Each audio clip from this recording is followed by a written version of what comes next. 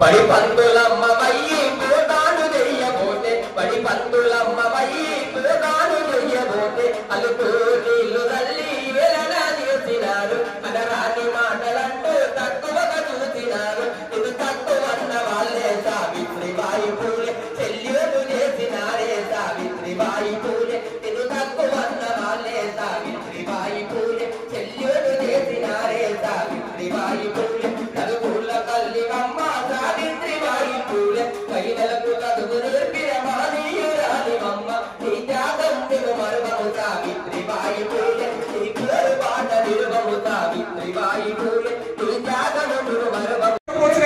వచ్చేటువంటి ఎన్నికలలో బీసీలు ముఖ్యమంత్రి అయిన దాకా మనం పార్టీని జెండాని ఎజెండాలని తెలంగాణ ఉద్యమంలో ఏ విధంగా అయితే మనందరం కూడా ఏకదాటి మీదకి వచ్చామో ఆ రోజు పార్టీలు పక్కన పెట్టినాం, జెండాలు పక్కన పెట్టినాం, ఒక్కటే ఉమ్మడి ఎజెండాతో పనిచేసినాం. పెద్దలు హనుమంతరావు లాంటి వాళ్ళు అధికార పార్టీలో ఉండి అవమానాలు తట్టుకొని ఆనాడు తెలంగాణ వాదాన్ని ఢిల్లీలో వినిపించడం సఫలీకృతమైన ఈ రోజు కూడా 42% రిజర్వేషన్ అనేది ఏ ఒక్కరు దయాదాక్షిణ్యాల మూలంగా రాలేదు, ఎవరో భిక్ష వెంట మనం తీసుకోవట్లేదు. మనం ఎంతో మనకంత మాట కావాలి. అందుకోసం మనం విజేతలుగా నిలవాలంటే యువతను కూడా ఉద్యమాల్లో ముందు వరుసలో పెట్టాలి, ఆడబిడ్డలు కూడా ముందు వరుసలో పెట్టాలి.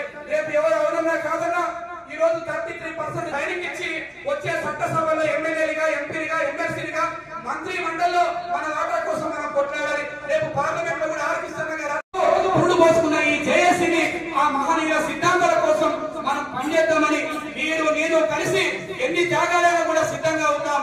ఎన్ని త్యాగాలైనా సిద్ధంగా ఉండి రాబోయే భోగాలని భవిష్యత్తు తరాలకు అందించడానికి మన ఐక్యంగా సాగుదామని తెలియజేస్తూ మీ బిడ్డగా, మీ తమ్ముడుగా మీతో చివరి శ్వాస వరకు ఉంటానని మన రాష్ట్రంలో మన రాజ్యాన్ని స్థాపించడం కోసం మనందరం కూడా కంపెల బద్దలమై భుజం భుజం కట్టి ఒకరి భాషగా నిద్దాం. ఎవరిని అవమానాలు చేసినా, ఎవరిని చీలిక తెచ్చినా, ఎవరిని నీచ రాజకీయాలు చేసినా కూడా వాటన్నిటి తిప్పికొడదాం. తెలంగాణ రాష్ట్రాన్ని మన చేతుల్లోకి తీసుకొని సంపూర్ణమైన ప్రజాపాలన అందిద్దామని తెలియజేస్తూ మరొకసారి మీ అందరికీ కూడా బీసీ ఉద్యమ అభినందనలు, సామాజిక తెలంగాణ పునర్నిర్మాణ అభినందనలు తెలియజేస్తూ నేను సెలవు తీసుకున్నాను. Thank you. అందరికీ జై. చాలా మంది పనిచేస్తారు కానీ అదే నాకు తగ్గుతుంటాయి. కానీ భద్ర ఒక రాజకీయ నాయకుడిగా పనిచేస్తూనే ఒక ఇంటెలెక్చువల్ ఆలోచిస్తూ మన మధ్యలో మాట్లాడిన వారికి ప్రత్యేక ధన్యవాదాలు తెలియజేస్తూ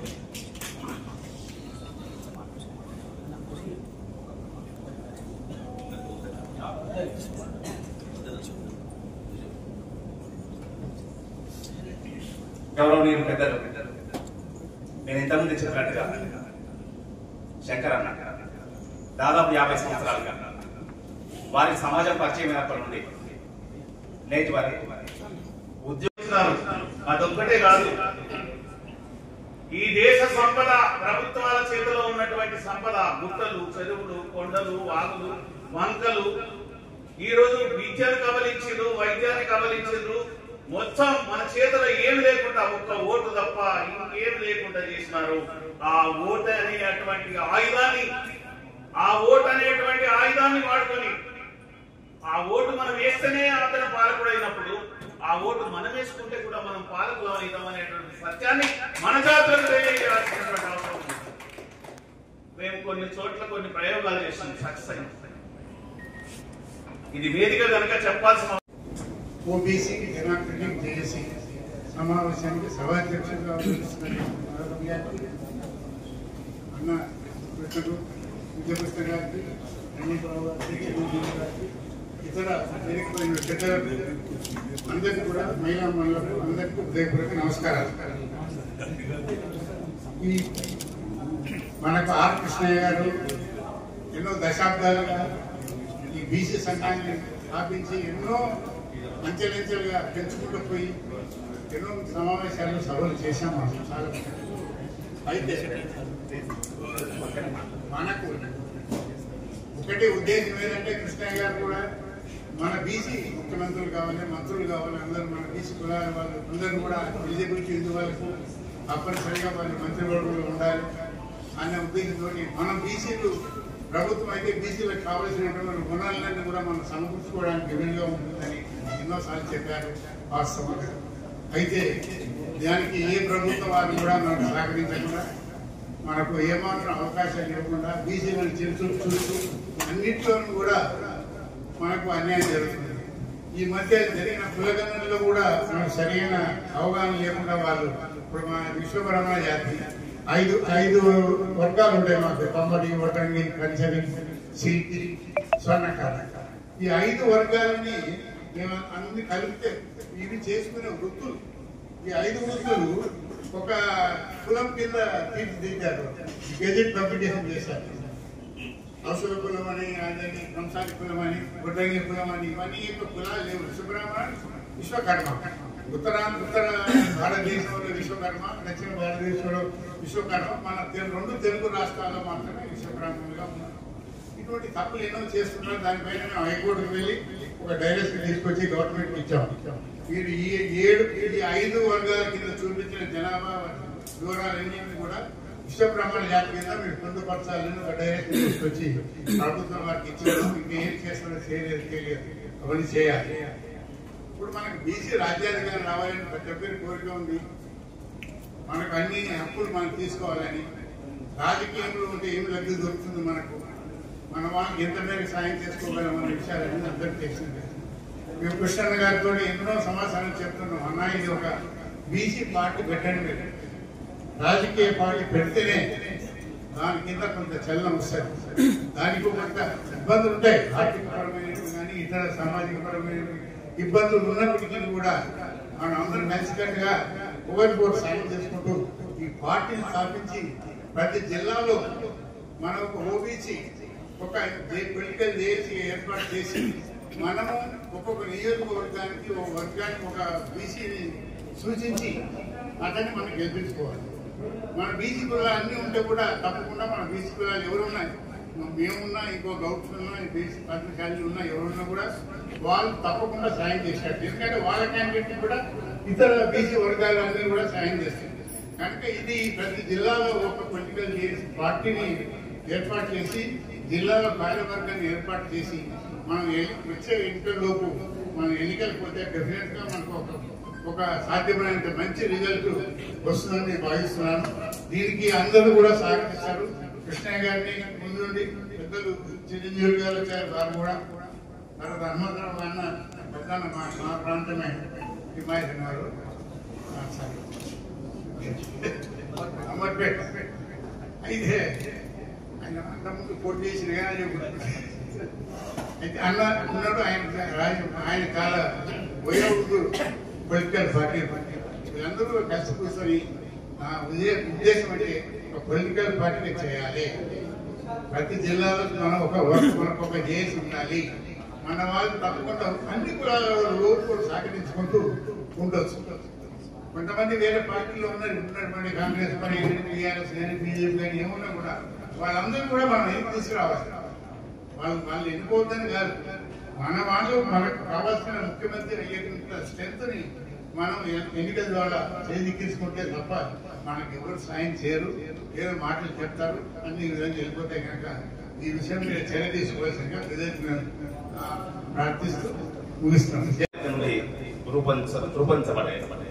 తెలంగాణ విద్యావంతుల వేదికలో చర్చలు జరిగి రాజకీయ కార్యక్రమాలు రూపొందిస్తే ఆ కార్యక్రమాన్ని ప్రజలు కోలా జనార్దన్ గారికి, ఈ కార్యక్రమానికి ముఖ్య అతిథిగా విచ్చేసిన మా ఉద్యమ సూర్యుడు ఆర్ కృష్ణ గారికి, సీనియర్ బీసీ నాయకులు మాజీ ఎంపీ హనుమంతన్న గారికి, మన ఎమ్మెల్సీ ఎలక్షన్ లో పోరాటంలో మంచి ప్రతిభ చూపించిన మా సుందరరాజన్న గారికి, అలాగే అరవింద్ గౌడ్ గారికి, శ్రీనివాస్ నాయక్ గారికి, బీసీ సంఘం కన్వీనర్ భుజకృష్ణ గారికి, రాష్ట్ర అధ్యక్షుడు నీలా వెంకటేశ్వర గారికి, విద్యార్థి నాయకుడు రామకృష్ణ గారికి, అనంతన్న గారికి, రాజేంద్రన్నకు, వేదిక మీద ఉన్న వివిధ సంఘాల ఉద్యమ సహచరులకు, సోదరీమణులకు అందరికీ పేరు పేరున ఉద్యమాభివందనాలు.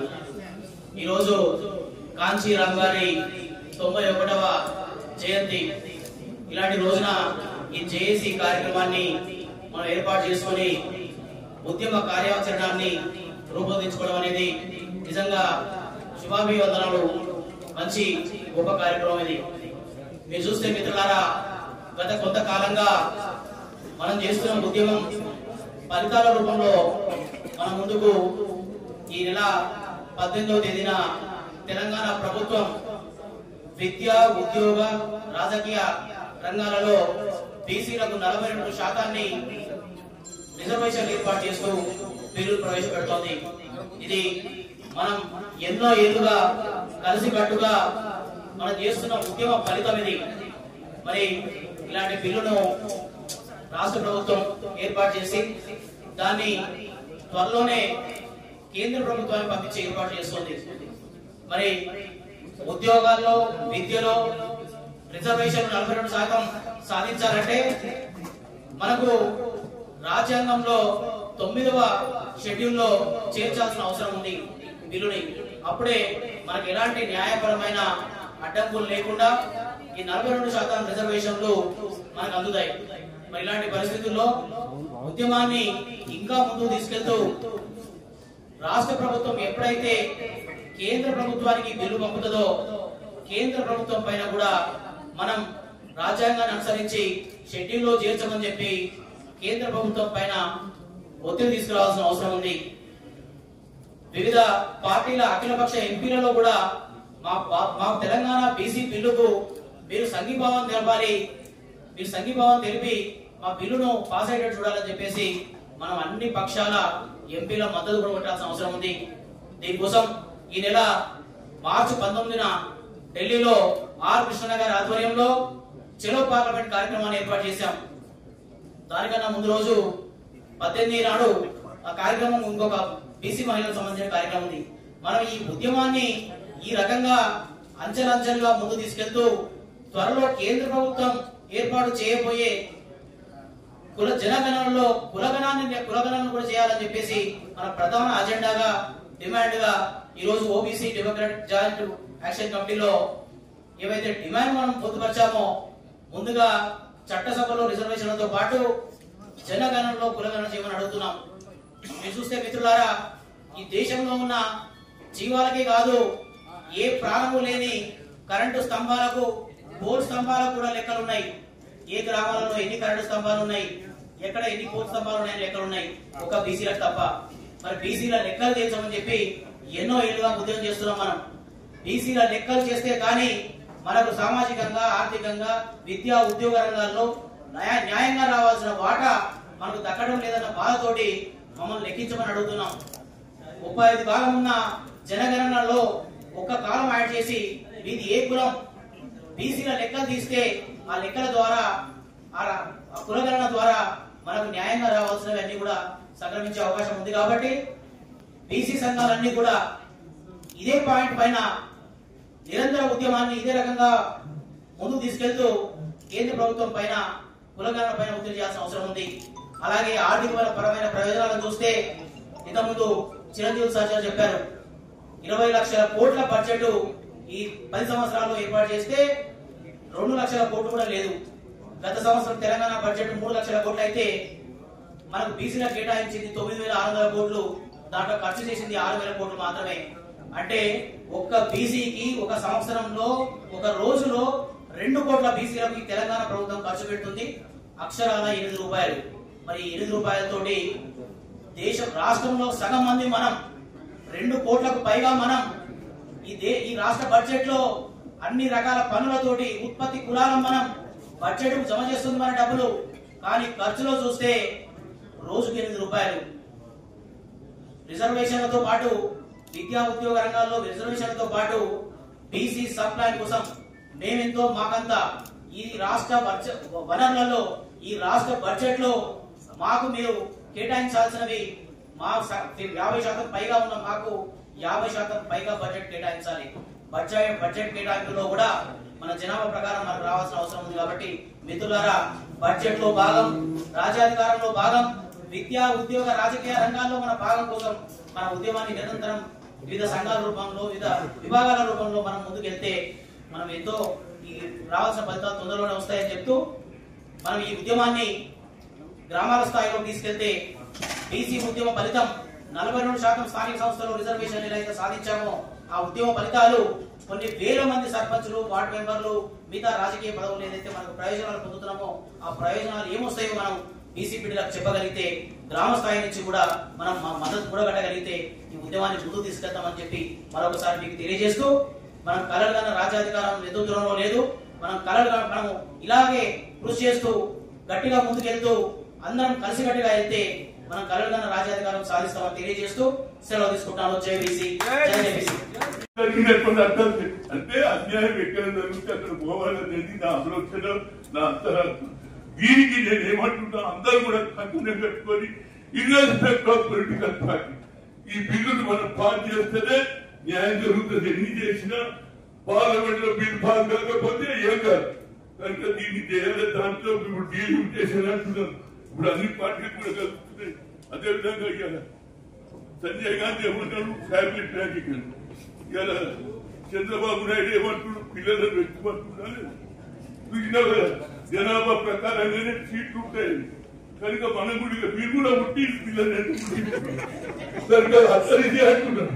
కనుక నా ఉద్దేశంతో అప్పటికిప్పుడు మార్పు వచ్చింది. ఎందుకంటే రాష్ట్రాల జనాభా ఎక్కువన్నాయి, వాళ్ళకి సీట్లు ఎక్కువ వస్తాయి, మనకు తక్కువ వస్తాయి. కాబట్టి మీరు దయచేసి మొట్టమొదటి మన బీసీలందరూ మనకు బలైన వర్గాలకు న్యాయం జరగాలంటే తప్పనిసరిగా పార్లమెంట్ లో రాహుల్ గాంధీ బిల్లు పెట్టిన రోజు అందరం కలిసి నేను కృష్ణయ్య గారికి ఫుల్ మద్దతు.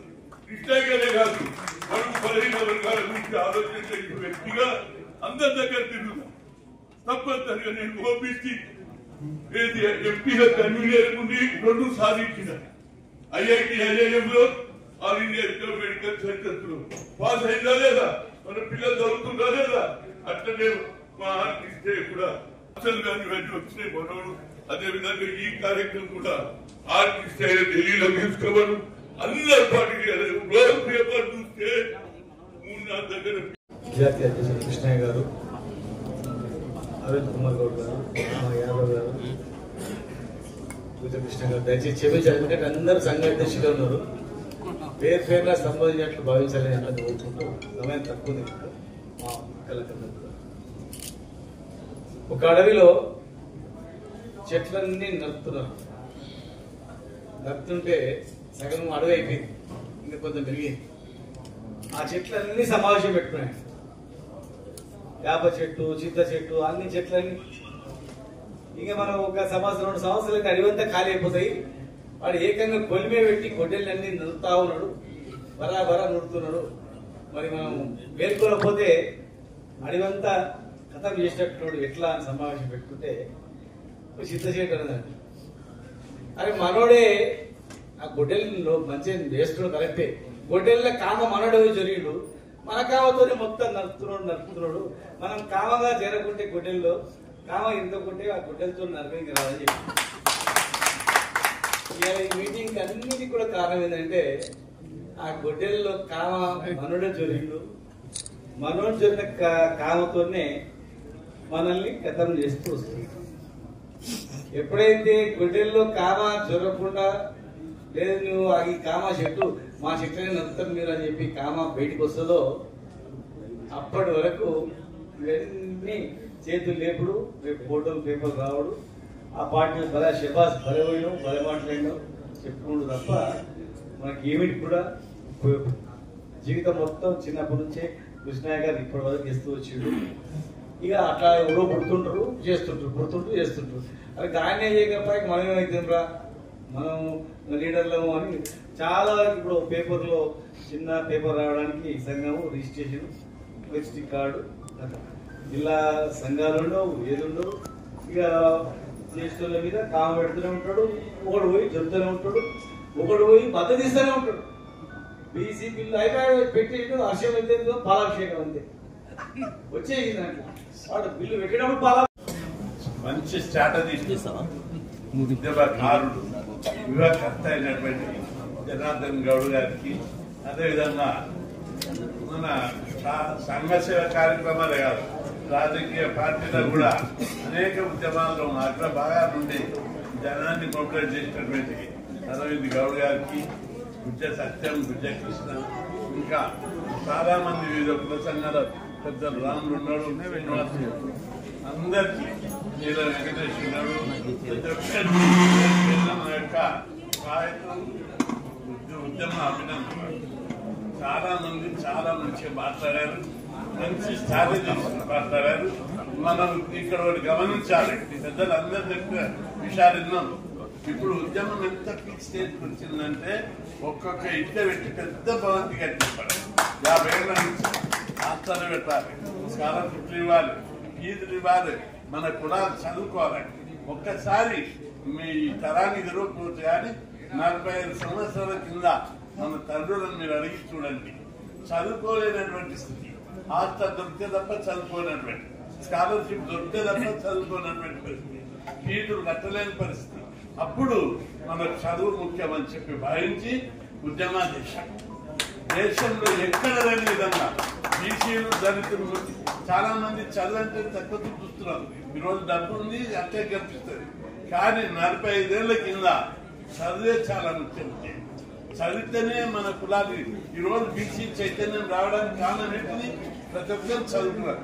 మొన్న ఇటీవల ఒక ఢిల్లీ బేస్డ్ సంస్థ నల్లగొండ, మహబూబ్ నగర్ లో సర్వే చేస్తే ఆ జిల్లాలకు ఇంటింటికి పోయి గుడిస మామూలు ఇళ్లకు పోతే కూడా అక్కడ ఒక ఆడవిల్ల, ప్రతి ఇంట ఆడవిల్ల మగపిల్లగాడు డిగ్రీ చదివిండు, ఆడవిల్లు చదివిండు.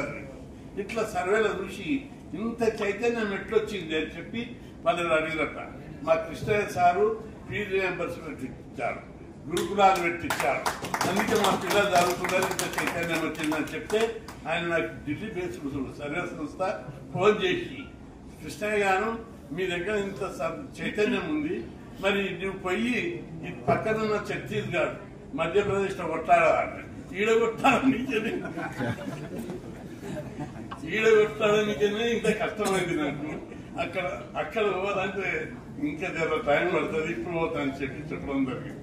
కాబట్టి చదివే మన కులాలకు చైతన్యానికి పునాది. ఆ విధంగా తీసుకొని వచ్చడం వల్లనే ఈరోజు అన్ని రాజకీయ పార్టీలు మీరు గమనించాలి. కాంగ్రెస్ మొదట బీజేపీ పార్టీ బీసీ ముఖ్యమంత్రి అంటే, తెలుగుదేశం పార్టీ అందరికంటే ముందన్నది ఎప్పుడు 2016. ఆ తర్వాత బీజేపీ అన్నది, ఆ తర్వాత ఇప్పుడు ఇటీవల కాంగ్రెస్ అంటుంది. ఇంత చైతన్యాన్ని, బీసీల చైతన్యాన్ని పార్టీలు గుర్తుపట్టాయి, మనోళ్ళు గుర్తుపడతారు. ఇంకా నాకు అదే బాధ అనిపిస్తుంది. కాబట్టి ఈ చైతన్యాన్ని మనం అందరం క్యాచ్ చేసుకోవాలి. పెద్దలు చాలా మంది పెద్దలు చెప్పారు, మేము పూర్తి సమయాన్ని దీనికి కేటాయిస్తామని చెప్పి మీ అందరికి ఇక్కడ చూడాలి. నాయకత్వం ఎవరికి ఇద్దరు కాదు, నాయకత్వం మాకే. జనార్దన్కో, కృష్ణయ్యకో, ఇంకా సత్యంకో, కృష్ణకో, వీళ్ళకే లిమిట్ కాదు. మీ అందరు కూడా నాయకుడు కావాలి. మీ అందరి లోపల ఎందుకు గారు? మనం వంశీ కృష్ణ ఒట్టి ఉండే అడ్వకేట్ గా ఇప్పుడు మంచి పెద్ద లీడర్ అయిపోయాడు. అశోక్ గౌడ్ ఉన్నారా? అశోక్ గౌడ్ కూడా పొట్టవేలు విద్యార్థి సంఘం ప్రెసిడెంట్ క్యాంపస్. ఈ విధంగా మన కులాల లోపల నాయకత్వం ఉంది. ఇప్పుడు సమయం వచ్చింది, తెగింపు కావాలి. మనకి ఇప్పుడు హాస్టల్ వచ్చినాయి, స్కాలర్షిప్లు వచ్చినాయంటే ధర్నాలు చేస్తే, రిప్రజెంటేషన్ ఇస్తే పోగితే రాలేదు. మీరు పేపర్లు తీయండి, 2 సార్లు, ఒకసారి సచివాలయం, ఒకసారి అసెంబ్లీని తుక్కు వరగొచ్చాడు. నేను 1878లో ఉస్మానియా లా కాలేజీలో చదువుతున్నాను. అప్పుడు ప్రెసిడెంట్ కూడా ఉండే కాలేజీ. అప్పుడు బీసీ అనేటోడు కూడా లేదు, గెలిచి ప్రెసిడెంట్ అయ్యి 2000 మందిని పిల్లలు బస్సులు హైజాక్ చేసుకొని బ్యాగులల్లో జేబులలో రాళ్ళు పోసుకొని పోయి అసెంబ్లీని తుక్కు వరగొట్టాడు. చెన్నారెడ్డి ముఖ్యమంత్రి. అప్పుడు ఎమ్మడైనా వినిపించి నేను తీసుకున్నాడు. అంటే మాకు హాస్టల్ కావాలి, ప్రతి ఒక్కరికి స్కాలర్షిప్ రావాలి, గురుకులాలు పెట్టాలి, క్వాలిటీ ఎడ్యుకేషన్ కానీ అడిగాం. మీరు అడగొచ్చు కదా అన్నాడు. ఎన్నిసార్లు అడిగినాం, మంచిగా అడిగినాం, తిట్టి అడిగినాం, మంత్రులను కూడా తిట్టినాం, ఆఫీసర్లను బెదిరించినాం, కలెక్టర్లను కొట్టాం. ఆయన మీకు చేతికి ఎక్కలేదు. అందుకే అసెంబ్లీ వరగొంటే పెట్టుకుని నువ్వు ఈ రోజు ఇచ్చావు, ఎన్ని ఇవ్వాలి అన్నాడు. ఇవ్వు అది పెద్ద 500 రాష్ట్రాలు ఒకటే రోజు మంజూరు చేశాడు. అప్పటి నుంచి అంచెలంచెలుగా దేశంలో ఎక్కడ లేని విధంగా 6000 రాష్ట్రాలు, 2 రాష్ట్రాల్లో గురుకుల పాఠశాలల స్కీము దేశంలో ఎక్కడ లేదు. బీసీ ముఖ్యమంత్రులు ఉన్న రాష్ట్రాలు అనేకం ఉన్నాయి. అక్కడ గురుకులాలు లేవు, ఫీజు రియంబర్స్మెంట్ లేదు, స్కాలర్షిప్లు లేవు. మన రాష్ట్రంలో మనం పోరాడి పెట్టించున్నాం. అందుకే ఎజెండా తోటి మన ఉద్యమం నడిస్తే ఈ రోజు ఈ లోకల్ పార్టీ రిజర్వేషన్ ఇప్పుడున్న 34 తగ్గింది, అది వేరే విషయం. కానీ అది వాళ్ళు ప్రేమతో పెట్టలేదు, చాలా గొడవ చేసినారు. ఉద్యమాలు చేస్తే అప్పుడు విజయభాస్కర్ రెడ్డి రామారావు గారు పెట్టారు. ఆ టైం నుంచి దశరవాణి ఉద్యమం వచ్చింది. ఇప్పుడు మన ఉద్యమం పార్లమెంటులో బీసీ బిల్లు పెట్టి చట్టసభలో రిజర్వేషన్ పెట్టాలనేది మన అధికారం. అది సాధించే వరకు ఎవరైనా నిద్రపోము పోనివ్వము. అది ఇంకోటి మన ముందున్న తక్షణ కర్తవ్యం. ఇప్పుడు అసెంబ్లీ లోకల్ వాడి రిజర్వేషన్ ఉద్యమాన్ని చూసో గౌరవించో రెస్పాన్స్ భయపడి అని అన్నాను. కానీ రెస్పాన్స్ మన ఉద్యమానికి రెస్పాన్స్ గా ప్రభుత్వం రెస్పాన్స్ అయ్యి 42% పెడతామని ప్రకటిస్తుంది. దాదాపుగా అనివార్యం అది పెడతారు. వాళ్ళు దాన్ని కాపాడుకోవాల్సిన బాధ్యత మనందరికీ. ఇప్పటికే మన అన్ని పార్టీలు 42%కు మద్దతు ఇచ్చాయి. బీజేపీ పార్టీ కూడా కిషన్ రెడ్డి గారు అధ్యక్షుడు, ఆయన కూడా చెప్పారు, మీరు అసెంబ్లీలో బిల్లు పాస్ చేస్తే మేము కూడా మద్దతు ఇస్తాం, బీసీ సంఘాలతో మాట్లాడతాం, ప్రధానమంత్రి చర్చిస్తామని చెప్పారు.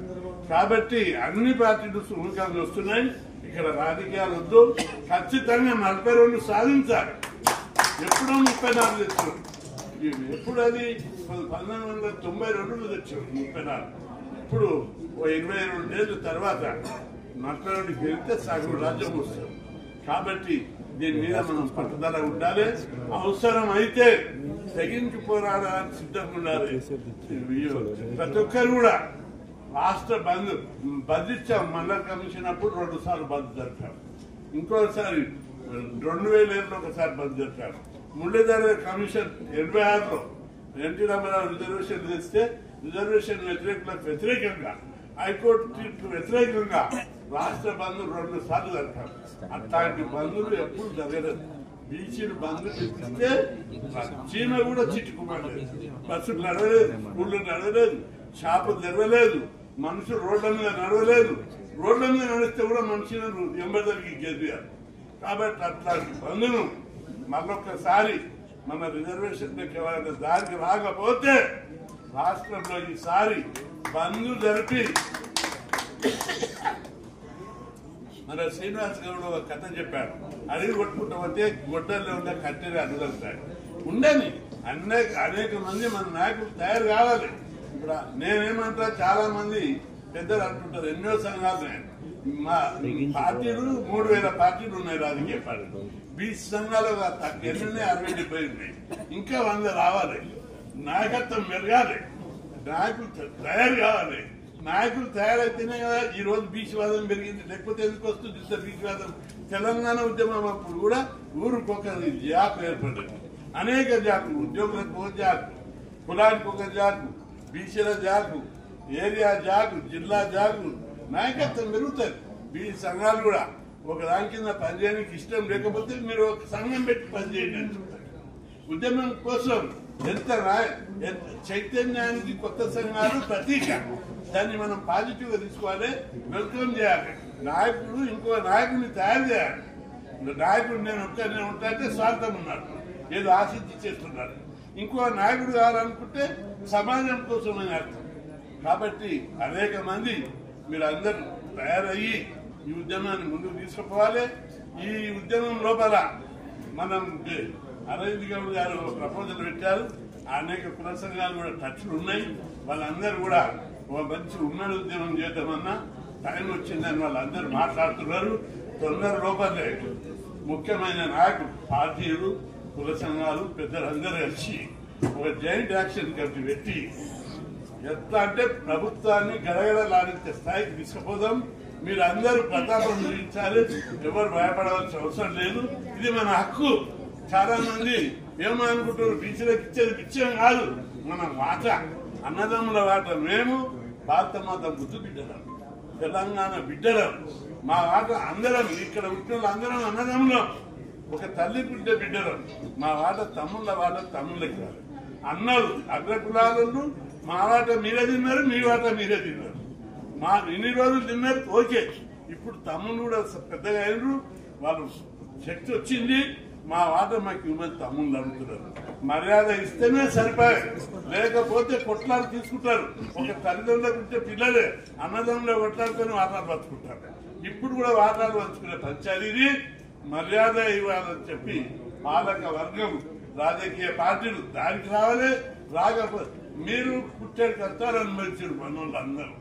ఒక మంచి తెలియదు బీసీలు ఉత్పత్తి ఊళ్ళలో చూస్తుంటే ఘోష, పిల్లల పెద్దలు చేయలేక, సంసారం ఈదలేక, అప్పుల పాలై ఆస్తులు లేక పుట్టాడు కష్టాలు. ఆస్తి అంతా ఈ మొత్తం దేశంలో ఉన్న ఆస్తిలో 1000 మంది పెద్ద అపర కుబేరులు ఉంటే 999 మంది అగ్రకులాలు. ఇక్కడ హైదరాబాద్ లో కూడా 500 మంది టాప్ రిచర్లు ఉంటే 480 మంది అగ్రకులాలు లేవు. అయితే మీరు అగ్రకులాలు ధనవంతులు అయితే నేను వ్యతిరేకించడం లేదు, నాకు కూడా సమానత్వం కావాలి. మేము కూడా ఎదగాలి. మీరు సుఖంగా ఉన్నారు ఉండండి, మేము కూడా సుఖంగా రావాలి. మా కులాలు బాధలు ఉన్నాయి, కష్టాలు ఉన్నాయి, ఆత్మహత్యలు చేసుకుంటున్నారు, కుల వృత్తులు అయినాయి, చేతి వృత్తులు అయినాయి. ఇది ప్రజాస్వామ్యం. ప్రజాస్వామ్యం లోపల అందరికీ విద్య, ఉద్యోగ, ఆర్థిక, రాజకీయ, పారిశ్రామిక అన్ని రంగాల్లో మా వాటా మాకు రావాలి. కేంద్ర ప్రభుత్వం సర్వే చేస్తే విద్యారంగంలో బీసీల వాటా 30 దాటలేదు, ఉద్యోగ రంగాల్లో బీసీల వాటా 15% దాటలేదు, పారిశ్రామిక రంగంలో 1% దాటలేదు, హైకోర్టు సుప్రీంకోర్టు జడ్జిల్లో 2% దాటలేదు. ఇప్పటికీ స్వతంత్రం వచ్చి 76 ఏళ్ళు అయితే ఇంత తక్కువ శాతం ఉంటే 56% జనాభా ఉన్నటువంటి బీసీలకు 2%, 3% ఉంటే ఇదెట్లా ప్రజాస్వామ్యం అని మనం ప్రశ్నిస్తున్నాం. కాబట్టి ఇక్కడ వచ్చిన వాళ్ళందరూ చాలా ఇంపార్టెంట్ నాయకులు. మీరందరూ ఒక్కసారి మనసిప్పి అంకిత భావంతో మేము కొట్టాలి. జనార్దన్ ఈరోజు మీటింగ్ పెట్టాడు, అరవింద్ గౌడ్ యాదగిరి ప్రయాణించాడు, సోదరుడు యాదవ్ తను ప్రయాణించాడు. వాళ్ళు ఎందుకు వచ్చారు? జాతి కోసం కొట్టడానికి వచ్చారు.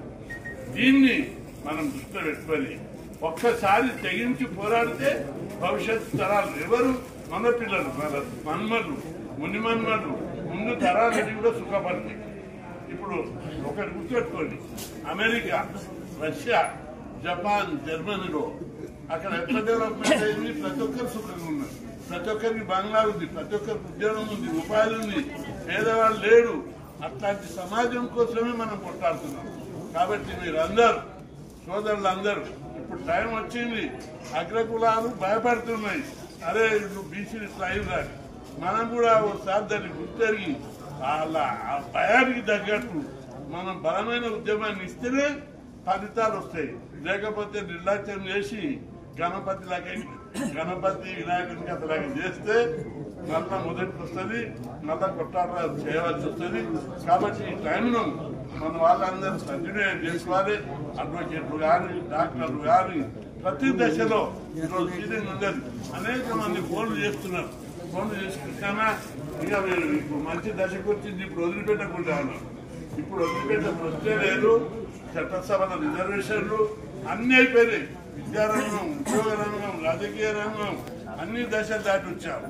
ఇక ఇవి అన్ని ఇతర రాష్ట్రాల్లో పెట్టారు. ఒక భాగం అయితే రాజకీయ రంగంలో రిజర్వేషన్లు పెడితే మన యొక్క అంతిమ లక్ష్యం చేరుకుంటామని చెప్పి గుర్తు చేస్తూ దీనికి కుల సంఘాల పెద్దలు, మళ్ళా వివిధ ప్రజా సంఘాల నాయకులు, రాజకీయ పార్టీల నాయకులు పెద్ద మనసుతోటి మా వాటా మాకు ఇచ్చే వాటా కోసం జరిగే ఈ పోరాటం లోపల దిగిరావాలని, మర్యాద ఇవ్వాలని, ఇవ్వకపోతే యుద్ధం జరుగుతుందని హెచ్చరిస్తూ తప్పనిసరి ఈ ప్రజా పోరాటంలో బీసీలందరూ భాగస్వాములు కావాలని కోరుకుంటూ సెలవు.